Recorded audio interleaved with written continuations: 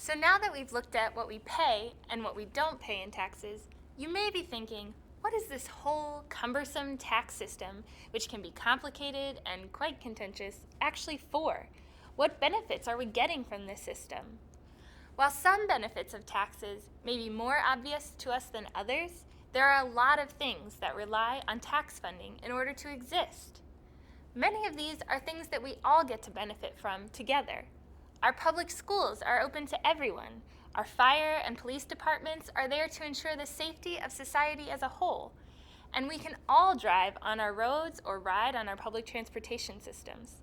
There are also things that may be a little harder to notice that also rely on support from our taxes, such as clean air and water, food that is safe to eat, and research that will lead to new life-saving technologies.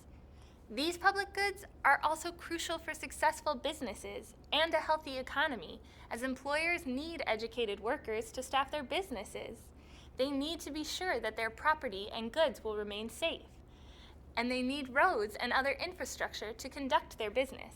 Other tax dollars go to programs that directly benefit certain groups of people. Many of these programs go to provide services or care for the marginalized that many different faith traditions call us to care for. Those who are poor, sick, hungry, or otherwise vulnerable. You've probably heard a lot about some of these programs, like Social Security, Medicare and Medicaid, and food stamps, also known as SNAP. There are many other examples, but let's just look at these for now. Social Security was established in 1935 as a way of providing economic security for people as they grew older and entered into retirement.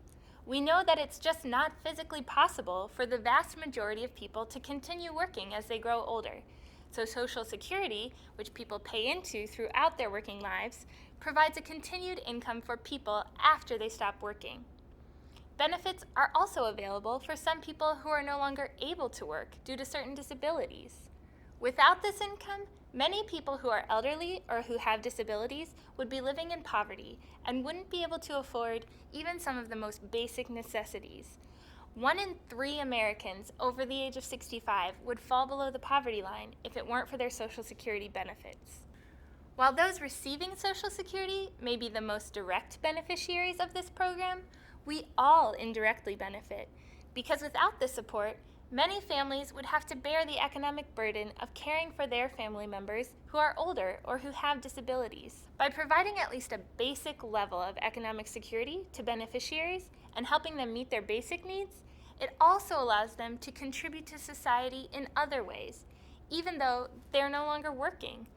Providing this basic level of security for our seniors answers the call of many faith traditions to care for the vulnerable and provide for the common good. We also answer this call to provide for the common good through Medicare and Medicaid, 2 health programs that are also supported with tax dollars. Prior to Medicare being enacted in the 1960s, many seniors and persons with disabilities fell into poverty despite any Social Security benefits because of the high cost of health care. Medicare helps make accessing health care more affordable and has helped to substantially reduce the poverty rate among seniors. Before Medicare, around 35% of seniors fell below the poverty line, while only about 9% do now. Medicaid provides health care coverage for those with disabilities, as well as many people living in or near poverty, especially children and pregnant women. Just like with Social Security, all of society benefits from programs like Medicare and Medicaid.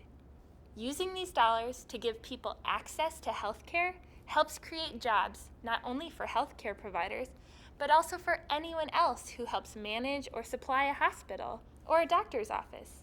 Similarly, dollars from SNAP, also known as food stamps, will circulate through local economies, providing revenue for grocery stores, local markets, and even farmers. Providing Medicaid and food stamps is also a way that we invest in our future. We all know that education is key for children to develop, learn, and grow up to be contributing citizens. But in order to do well in school, kids have to first be healthy and well-nourished. But there's another way to think about these programs. Often, they function like a business subsidy. Let's look at how SNAP does this. A majority of the people receiving food stamps are working or are in a family with someone who's working. However, many of these hardworking people aren't making nearly enough to cover all of the basic needs of a family. For example, if Billy is working hard to provide for his family, but is only making minimum wage, he would have to choose between keeping a roof over his family's head or putting food on the table. Food stamps allows him to do both, and Billy's employer also benefits from this. Without SNAP benefits, Billy's employer wouldn't be able to continue to pay those same low wages and still have employees coming to work who are well nourished enough to be productive.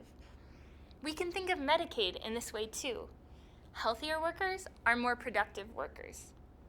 Social Security, Medicaid and Medicare, and SNAP are just a few examples of the specific programs that are funded by our tax dollars.